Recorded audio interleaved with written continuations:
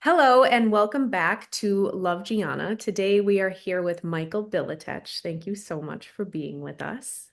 Hey, how's it going? It's going good. I'm so excited to have you on. You are a Christian, pro-life, vegan, conservative, masculinity coach, and an MMA athlete. You recently had a debate with Charlie Kirk, who is a well-known conservative Christian, about veganism. He posted the debate and then later removed from socials. Today we'll be discussing this and so much more. Let's dive into the questions. You were diagnosed with a brain tumor when you were 21. And how old are you now? I'm 25. Okay, so please tell us about that. Yeah, so I was diagnosed with a brain tumor at 21, and despite how that may sound, that diagnosis actually came as a big relief because it had been explaining symptoms that I've been having for years prior to that went totally unexplained. So, symptoms that I had were pretty much like that you can imagine of like what you would think of being low testosterone, right? So I didn't have low testosterone. It felt like I did, so that was one of the first things I got checked, but I didn't. So um things like I had total sexual dysfunction. I couldn't even have sex even if I wanted to. No libido at all. Very low energy. Um Sleeping 14 hours a day and still needing to nap all throughout the day. Just like a baseline depression, severe anxiety, social anxiety, just kind of like a dead look behind my eyes. Other people could tell there was something wrong with me too. Um, and it went really unexplained. And I was like a 19-year-old at the time in college experiencing this, and it's not something, most 19-year-olds experience or go through. So I didn't really know what was going on, and it kind of came on slowly. But eventually I started realizing something was wrong. And so I went to like a doctor on campus, and I was like, I think I need my testosterone checked because that's what it seemed like to me. I was like, these seems like low T symptoms. My testosterone was actually very high, Mm. even though it didn't feel like it at all. And he told me just to, get more sleep and like take a vitamin D supplement and all that stuff, which I was already doing, you know. Yeah. Um, and so I just kept doing a lot more research on all my symptoms, and eventually got in contact with a doctor at a big hospital in Chicago, the city of Chicago, and so he was like the specialist for like men's hormones at the time. So I was excited to finally get some answers, and I went there, and he had explained my story, showed like my blood work. He very condescendingly dismissed my story, told me that I was making up in my head, that I needed like therapy. What? And he was lying to me too about things that I knew because I had done years of research, things that I knew were true about hormones. He was lying to me saying that those things weren't true when they totally are. So he like tried prescribing me Viagra and just like sent me on my way. And I was like, you At know, 19? yeah. And which, like I said, I had sexual dysfunction, but that wouldn't have even helped it because the problem wasn't like a physical problem. It was something in my hormonally. I had no like libido.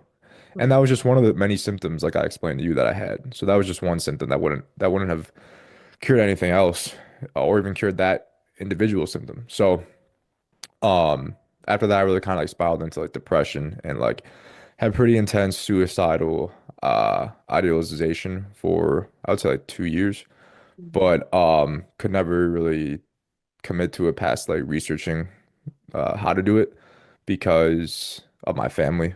Um, And so I was like, well, if I'm not going to do that, I need to spend all my time trying to get out of this because I don't want to be alive right now and um in my body right now. So what else is there for me to do besides figure out how to fix it?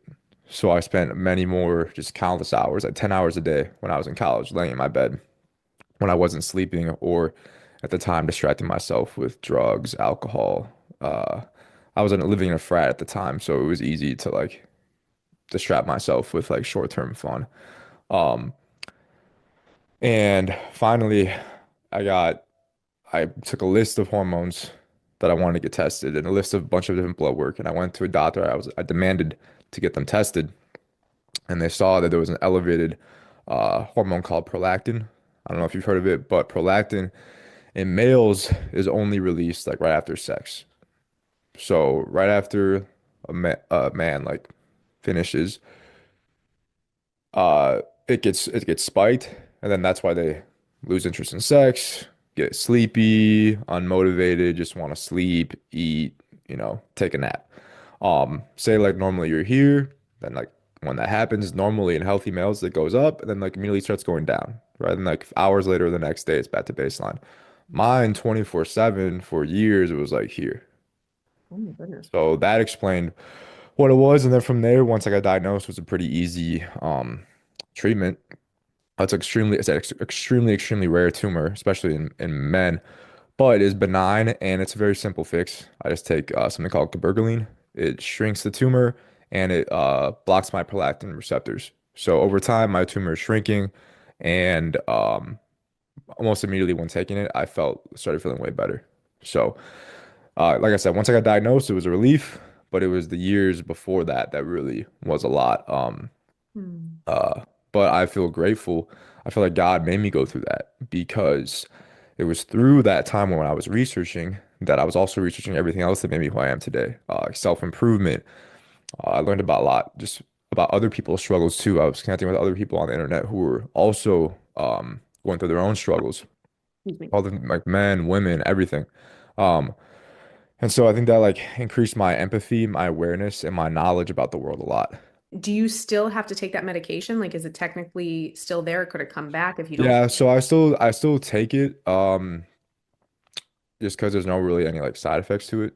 Hmm. It's pretty like healthy medication to take. It manages hormones, so like bodybuilders have been taking it for like a long time. Like and so it's pretty well studied and safe. At some point I can come off it whenever my tumor comes down. I did come off it for like 6 weeks one time just to like see what happened. And Yeah. then like my prolactin got only like here instead of like here. So it tells me that my tumor had like shrunk and was giving less of an effect. But that was like a year or two ago. But so I'm still taking it, but I'll try again soon and like see. Uh, But my friend who I met online who had the same tumor, he's now off it completely. So that's amazing. eventually it does shrink the tumor all the way. Okay. I mean, I'm sure your diet and lifestyle really help with that as well. Yeah, for sure. For sure. Speaking of that, what led you to become a vegan? So I don't actually know what like the White Rabbit was, if you get that reference from the Matrix. Have you seen the Matrix? I have, but it's so long ago. Oh yeah. So the White Rabbit was like what like led him down the path to like meeting the people who got him out of the Matrix, right? It was Okay. like his first little like thing that he followed.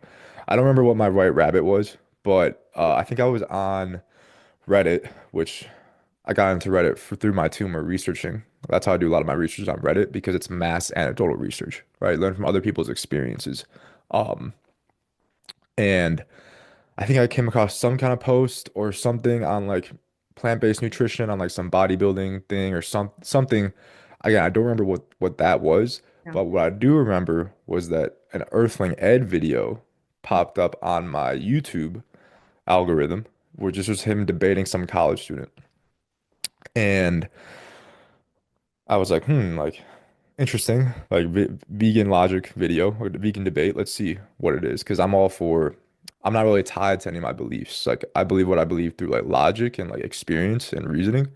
And so I was interested to see where this debate went because at the time I was a meat eater. Hmm.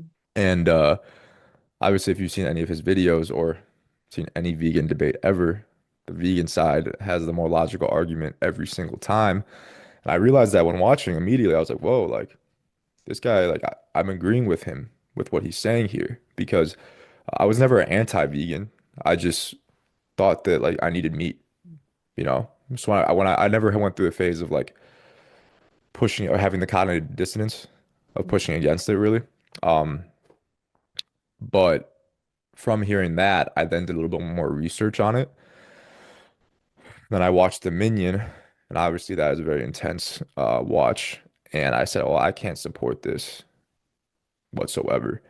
And but look, obviously I'm into a lot of things like MMA, bodybuilding, and a lot of that is in relation to my brand and my business as well. So I was like, well, I need to make sure that I can still perform well and be healthy on this diet. So I then spent a couple more days um researching to make sure like there was athletes who were doing it, that bodybuilders could do it, that I could get all the nutrients I needed.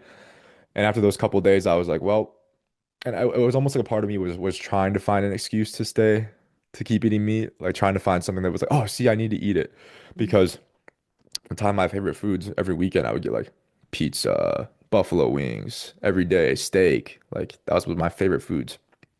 I was had to, I thought it was like suffering to give those up, but I felt so strongly convinced by the logic from those Earthling Ed videos, and then just the emotion and the empathy from watching Dominion that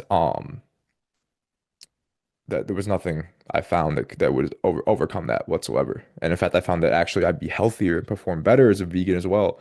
So once I found that, there was pretty much no real argument in my head, and I told my fiance, I said we had this like pizza place that we would go to all the time, that we loved going to.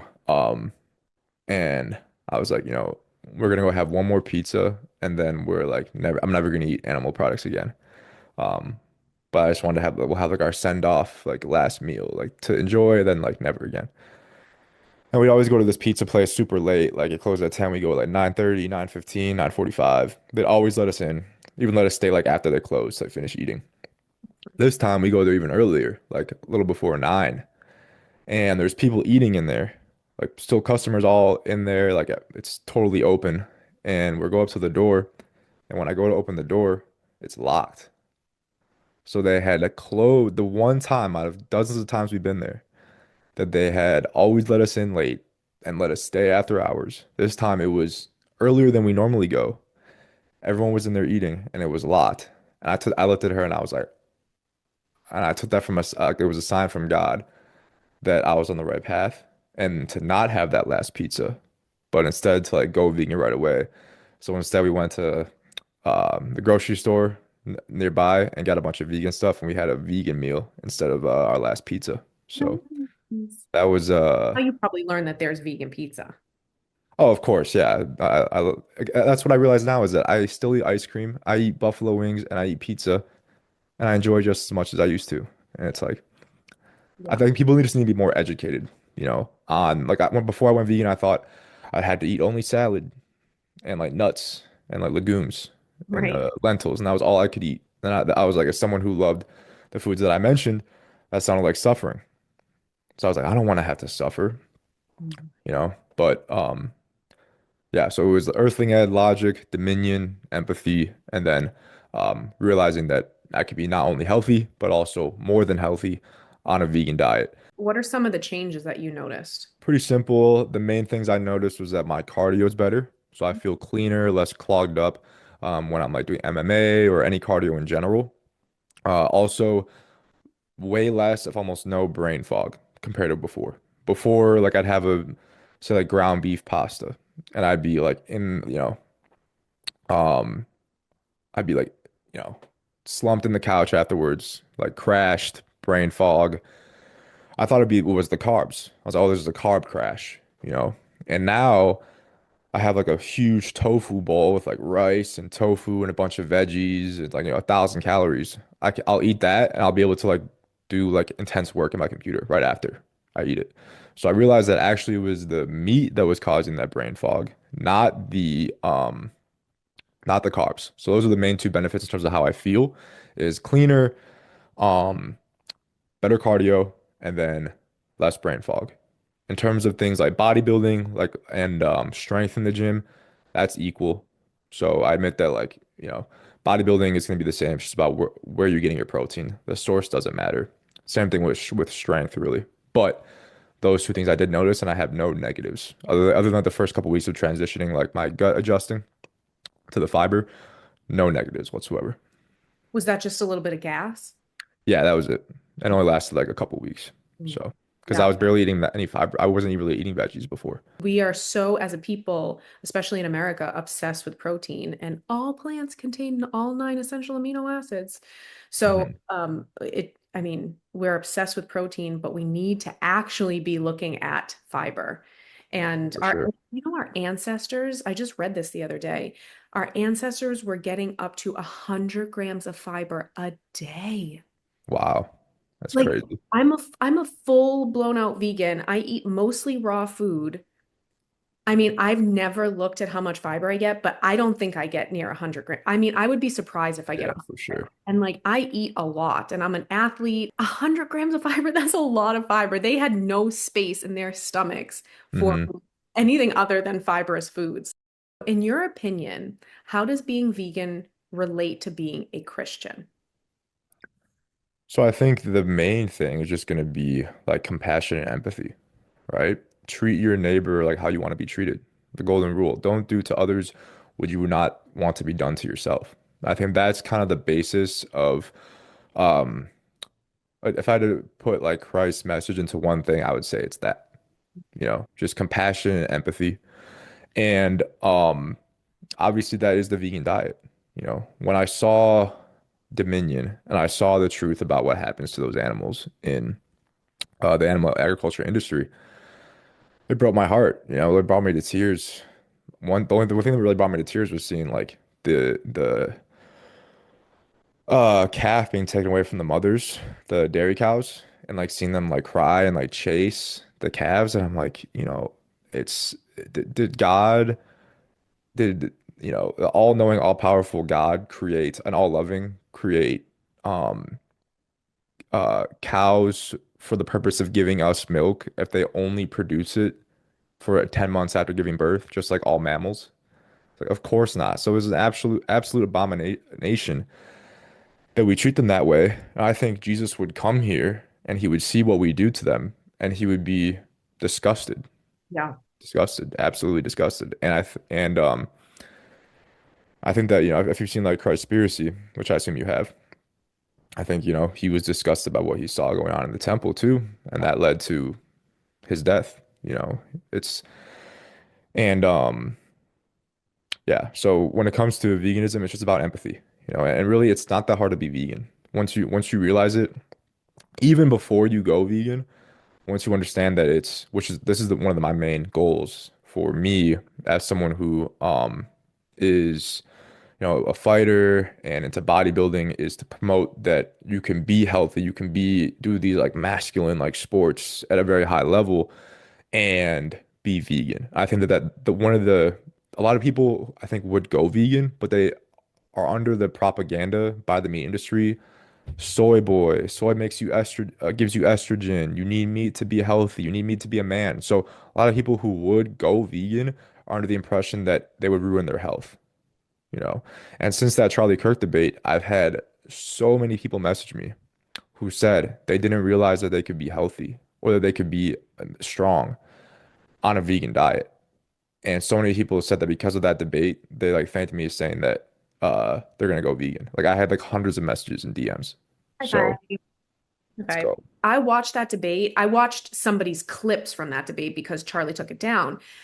Uh, Mhm. one of my Christian vegan friends sent it to me, and I watched you and how calm you were, and how truly Christ-like you were, and how people just they hate the truth at first, and then some come to love it, and it changes their lives. And that's the beautiful thing about truth, is it Hmm. doesn't leave you where it finds you. It improves your life 100% of the time. The truth does.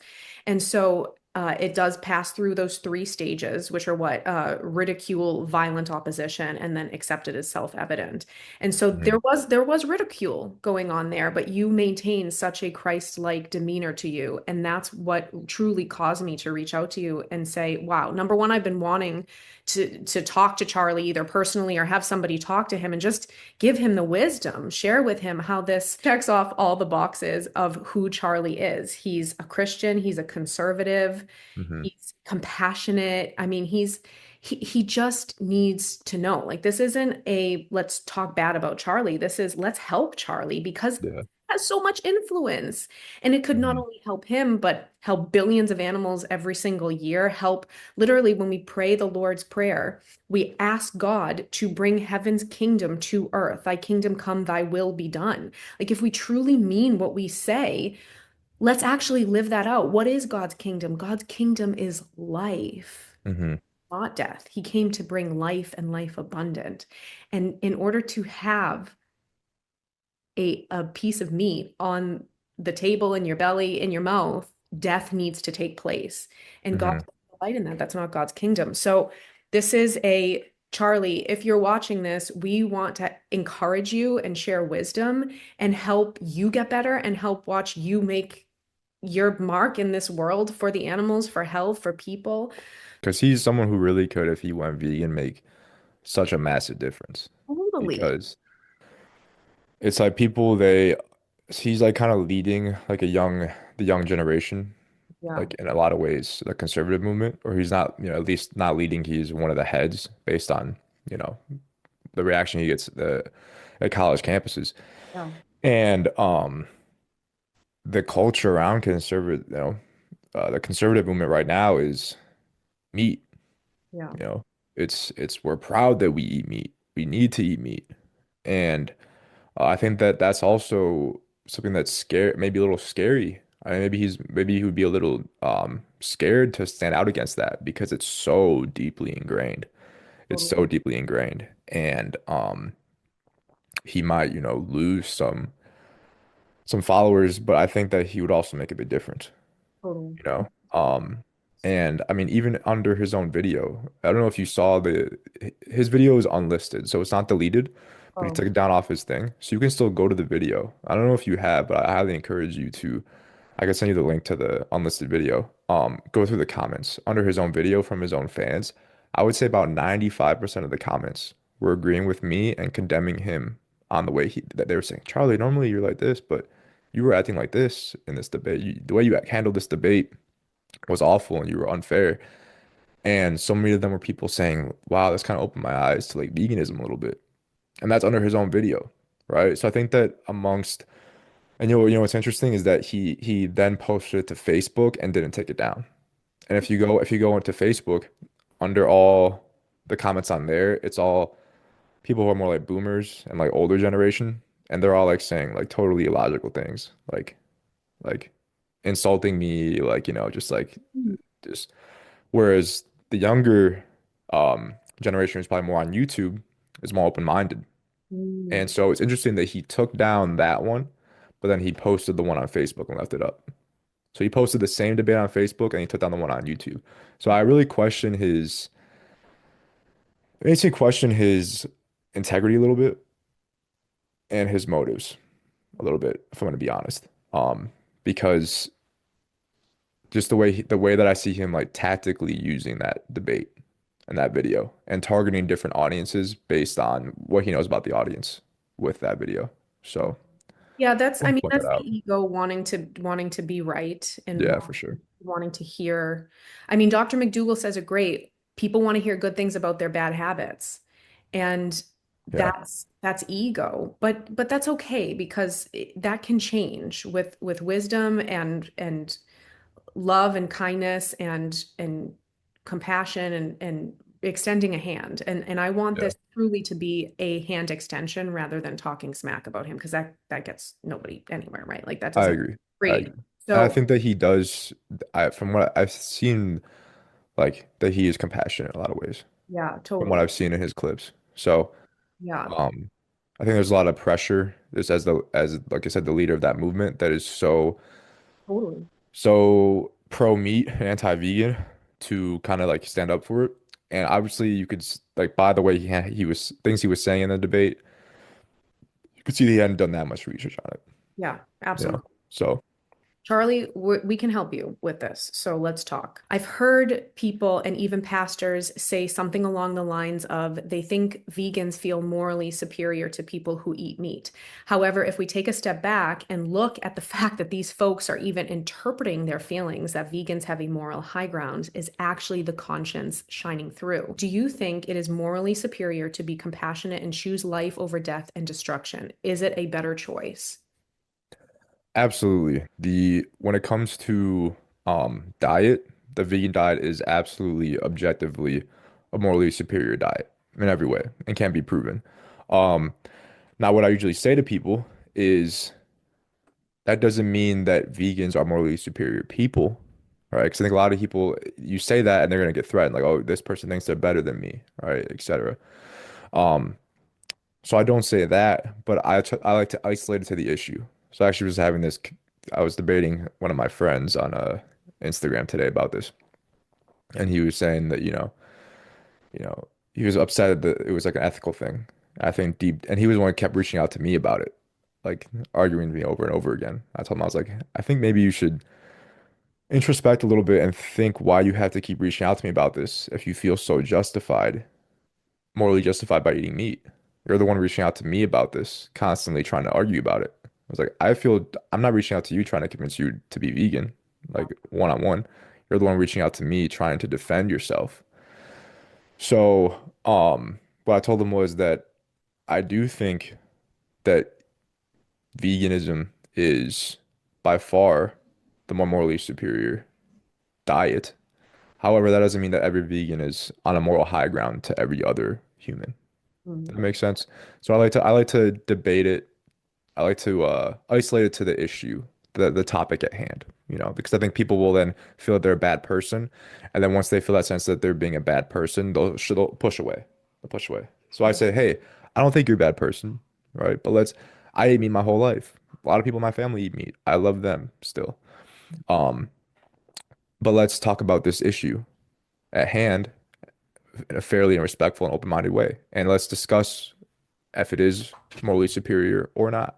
Totally. So I find that perspective and that like way to approach it is more effective Yeah, absolutely. Yeah, not one is good. All have fallen short of the glory of God for sure. for sure. Thank you, Jesus, for reconciling us and Hmm. saving us. What made you seek out Charlie Kirk, and how did that debate even come about? So I saw some ad on Instagram that was just Charlie Kirk saying like, "U of I, I'm coming to your campus. Come ask me questions. Come debate, etc." Just a little ad for his event that was coming to U of I because he's on his tour, I think. Okay. And I just thought, I bet he's not vegan. I don't know why it just popped in my head. I bet he's not vegan. And so I did a little research on his stance on veganism and some other clips. And I saw that he, was totally rude and like shooing vegans off the mic. A couple times there's clips of him doing that.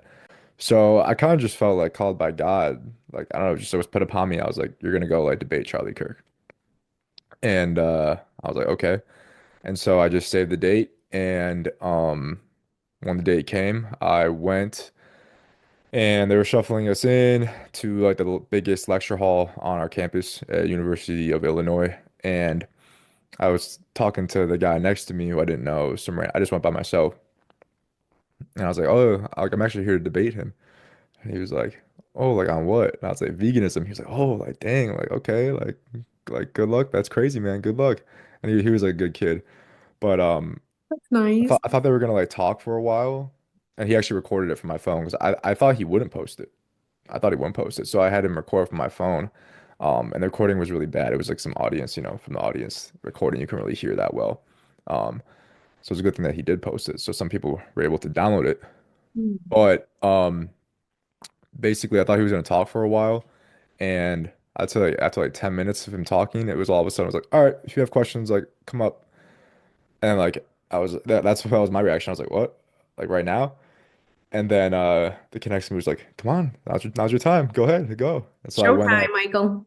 and I was like second in line out of like 30 people or something like that. And then from there you see what happens. Sometimes they get kind of shoot off the mic. So I ask that you please give me a fair chance to Go ahead. debate. I believe that the breeding, exploitation, and killing of animals for food when we do not have to is immoral. And obviously, you. Did you lose a Yeah, bet? no. Charlie has said the mark of an intellectual fool is throwing around pejoratives when they don't have wisdom. Remember that. But he did just that when you continually spoke truth to him about a subject that he doesn't yet have wisdom about. What wisdom would you share with Charlie now if you could tell him more about veganism? I would like to just be able to have a conversation with Charlie, like one on one, um, where he can't shoot me off the mic or leave, and make him kind of like confront the biases he has in his that he's not even aware of.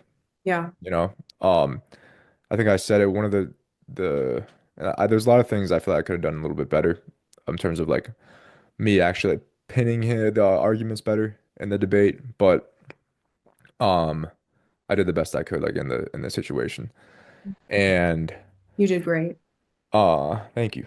Um, but one of the things I said was he admitted that he was against animal cruelty. But then he says, why should we give birth to cows? And then I was like, I want him to answer. I was like, for himself, why are you against animal cruelty then? Right? Answer the question yourself. Yeah. And I forgot how he pivoted or what he said out of that. But Well, I he think he spent like a lot of time on like the Impossible Burger and the fake meats, but let me just say too right now quickly, those fake meats are made with plant matter that is so much, it has zero cholesterol. The number one killer of men and women today, the biggest threat men and women have today, it's not drugs, it's not prostitution, it's not murder, it's not gang violence. It is heart disease, and it is a food-borne illness that doesn't need yeah, to exist. And if it does exist, it doesn't need to progress. It comes from eating animals and their byproducts. So it's these crazy. fake meats have zero cholesterol in them. So they're not going to give you heart disease like the animal products give people heart disease. And it's wiping people out. And unknowingly, and some knowingly, they're supporting that way of living and they don't have to. So even though these vegan meats are processed, so is pasta. Like Hmm. there's plant foods that are processed that are still better than animal products. For So sure. and I think you did a great job by trying to pivot back to the truth of a whole food plant-based diet is what you primarily and predominantly eat and the best diet for human beings. And so I think you did a great job there. I think he just tried really hard to press in on those processed meats because people are for some reason very scared of them when meat is highly processed. Like the fact Yeah, taking a it's crazy. living, beautiful, breathing animal and then making it into a burger, like how do you think that happens? That's extremely processed and it's extremely filthy and dirty in a slaughterhouse. Yeah, and all the everything they pump into those animals too, all the hormones and everything. So And most soy grown today goes to feed the animals. I know. People who I are know. eating meat are actually eating soy and the bad kind. It's the GMO kind and sprayed with all sort of pesticides, Yeah. glyphosate. So that, I mean, Charlie, please hear us on this. It's an appeal to nature fallacy. The concern is about processing, then steer clear of meat and go towards a whole food plant-based diet. Mhm. And I think with that, it was like I knew I wasn't going to be able to convince them uh, of that fact because people just are so ingrained that meat is natural and a whole food and not processed, and because Impossible Burgers are processed, they're unhealthy. When I believe that they are way healthier than eating meat. At the time, I just wanted to agree with him so I could get onto. I wanted to pivot back to the ethics of it. I knew my time on the mic was very short, Yeah, and I do think I would say, probably like just eating totally whole foods, probably a little healthier than eating Impossible Burgers. But even then, I don't think the Impossible Burgers are that unhealthy. yeah, Just not as healthy, probably as like a totally whole foods diet. right. But that's why I just kind of I didn't push him on that point because I didn't want to spend my last few Yeah, minutes before I got kicked off arguing about right. Impossible. I wanted to, and the question I was going to ask him because I said, all right, I want like one more question, and the guy pulled the mic away from me, and then uh, I had to go. It was done then. What were you I was gonna gonna say, I was gonna say, so like because we do not have to eat meat, and I was gonna reiterate, like I said, equal testosterone, plenty of professional athletes of all sports, power lifters, etc., are vegan and win championships, set world records, so there's no health debate. Because we don't need to, why then, and you're against animal cruelty, why then should we support this industry that breeds, exploits, and slaughters animals for food that we do not need. What is masculinity to you, and how is being vegan supportive of it? I think masculinity, in a spiritual sense, is really about like leadership and empathy. Mainly going to be like those two things, and discipline as well. Leadership, empathy, and discipline, those three things. So the ability to inspire and lead others, the ability to empathize with others and connect with others, and also the ability to resist temptations, physical temptations, especially of the flesh, for a higher purpose. I would say those are the things that are masculine. I would say all those things also require strength, which is something that, overall society views as masculine and conservatism would view as masculine is strength. But that's what I view it as. And I think all those things line up with veganism far more than they do with eating meat. I think that one of the problems with our current society is that we're viewing masculinity in terms of the sense of like primally, right? Like primally, just materialistically. Yeah, masculinity is, who's the biggest, strongest, and can like hunt the best. I think that unfortunately those primal um roots are being used in this modern society, right? Whereas actually what I think is much more masculine than sleeping with a bunch of women and not having control over your lust is committing to one woman, right? And yes, biologically men have the desire to do that, but that doesn't mean that we have to give into it, right? I More think that strength. you said what? Takes more strength. 100%, right? Especially if you have the ability to do so. So, I view masculinity more in that sense. And the same thing when it comes to meat, right? Yes, if you're able to like hunt and kill like a deer with a spear, that's pretty masculine in terms of like just physicality, strength, speed, um, intelligence. But we're not doing that now. We're just putting stuff in our grocery cart now, you know? So it takes no more masculinity to put a pack of Oreos in your grocery cart than it does a steak. So, people feel like they are being masculine when they eat steak, when they're really, it's not. It's, the average American is unfortunately like not healthy, right? Extremely overweight, borderline obese, and they eat tons and tons and tons of meat. So, in this society, like I said, those three aspects are going to be leadership, empathy, and discipline. And all of those line up with um, uh, committing to one woman, all right, having a family, and not uh, being promiscuous and giving into lust, and then also not giving into gluttony, which is really the root of why people really want to eat meat, is because they think it tastes good. And choosing the more empathetic and disciplined option, right? So is that I hope that kind of encompasses So good. my So view on that. it's so good. How did you get your family to go vegan?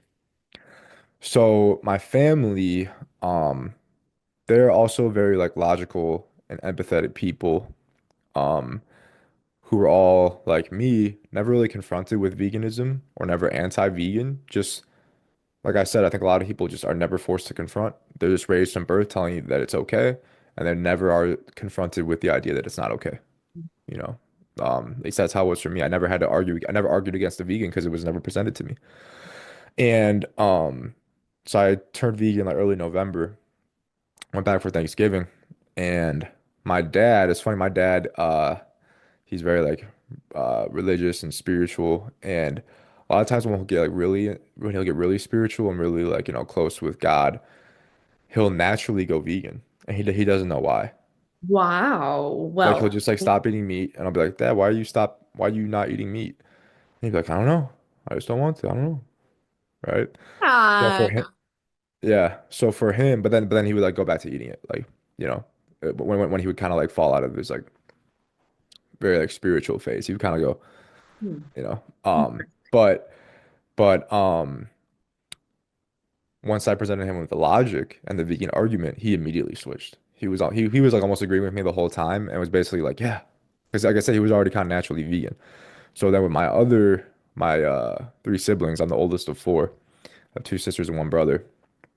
They were all like me under the assumption that we need meat. And they're all like same thing, very fit, very athletic, like into like fitness, very much so.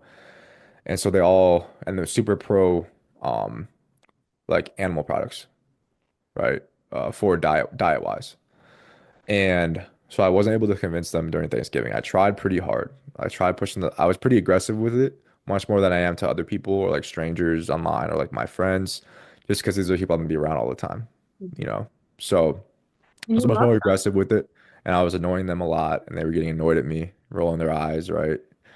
And so I came back for Christmas then the next month, and I just kind of like, didn't really say much about it. And then I heard my dad arguing with my brother about it in the kitchen. I was like, so I went like a few days without saying anything about it. Like they were eating ham for like Christmas. I was just like, because I already went really hard at Thanksgiving. I didn't want to like ruin my relationship with them, over this. But I heard them arguing in the kitchen, and I was like to my little sister, I was like, yes, they're arguing about veganism. Let's go. And so I get up, run to the kitchen, and you really run? I definitely speed walked to the kitchen for sure. Interesting. And I was excited. Yeah. And then because I've been studying more and more, so I had even more logic now, even more ammo. And then my the way it went, then we had like a hour long like debate in the kitchen with my brother, my sister, my dad, and I. Wow. And basically my like the way that it goes is that you have to first overcome the health problem. Okay. So people think that it's unhealthy to Yeah. eat soy, right? And they need meat. There's nutrients in meat that they absolutely need and they can't get anywhere else. You have to overcome that first, right? Because most people are not going to be willing to sacrifice their health for animals, all right? Um, which I understand. I understand a little bit, right? If they're going to reduce their quality of life, that's much different than a taste preference, you know? So, you have to first overcome that. All right, so I had to first argue all their points on that. Then we go to performance. Okay. Well, like I said, my brother he does MMA as well, like bodybuilding as well. So I had to overcome that debate then, right? Showing examples of professional athletes who've been vegan for over a decade, telling him how I feel, telling him I feel better than ever, right? Overcome that one. And then you get to the ethical side and the spiritual side, all right?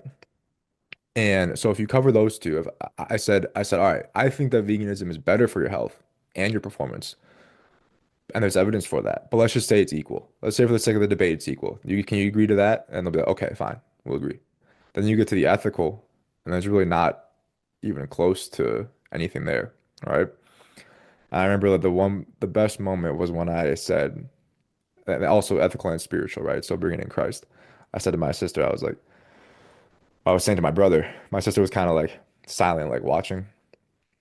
I was like, if Jesus is holding the lamb and we don't need to eat the lamb, we have other options. We don't need to eat the lamb for our health or performance. We do not need to. Would Jesus kill the lamb or tell us to kill the lamb, or would he tell us to go eat the non the options that don't aren't a result of death? And my sister kind of smiles at me. And she'd been totally anti-vegan the whole time before that. And she looks at me and she's like, she smiles and she says, he would tell us not to kill the animals. And I was like, yes. And then Pizza. my brother like kind of snapped and he was like, all right, I'll do it. I'll do it. And then like we kind of like and then from then on, I think they started doing their own research. They watched Dominion, they watched documentaries, and now they're totally fully vegan and they all feel amazing and better as well. And my sister, she went from she posted like fitness content and stuff like that too. She went from posting, all her meals, animal meals, promoting it to now totally opposite. Now she promotes veganism always. So all my family, my dad and my three siblings are vegan now. Is your mom around? Yeah, my mom is around. It's a little complicated with her.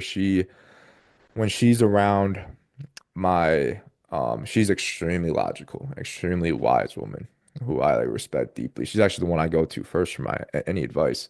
So I thought Hmm. for sure she would go vegan. But the first thing she told me when I was vegan, she said that I think vegans just want to be morally superior. So Oh, that's so I wow. yeah, so But she's changed a lot. She's cut down on meat a lot. And when she's there with just my parents are divorced. Um, when she's there with just my siblings, she's like fully vegan. My brother says my brother lives with her. But then when her fiance is around, who was raised on a farm and like super pro like grilling and meat and stuff like that. Sorry, not her fiance. They're married. Her husband, my stepdad. Um, they got married recently. Mm. Um, she all of a sudden like switches, like she's like not vegan anymore. So Well, see, here's the thing. That's why I really thought about that question and I made that statement is why is the thought even there of vegans think they're morally superior? Why is that? Let's just take a step back. Like, why is mhm. that even a thought? Maybe it is. It I is. think that's a thought because it's the truth. Right. I think that even they know it's the truth. Right. And I think that that's why that most people they can't just hear the vegan argument if they're eating meat and just say, hmm, okay, that's interesting, and then move on, No, right?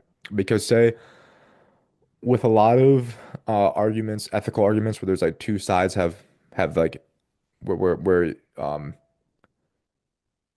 thing about veganism is that there's no winning, logical winning for the non-vegan side. no. Well, I think with a lot of different ethical topics, each side has valid points. Then a lot of times it's like, which do you value more?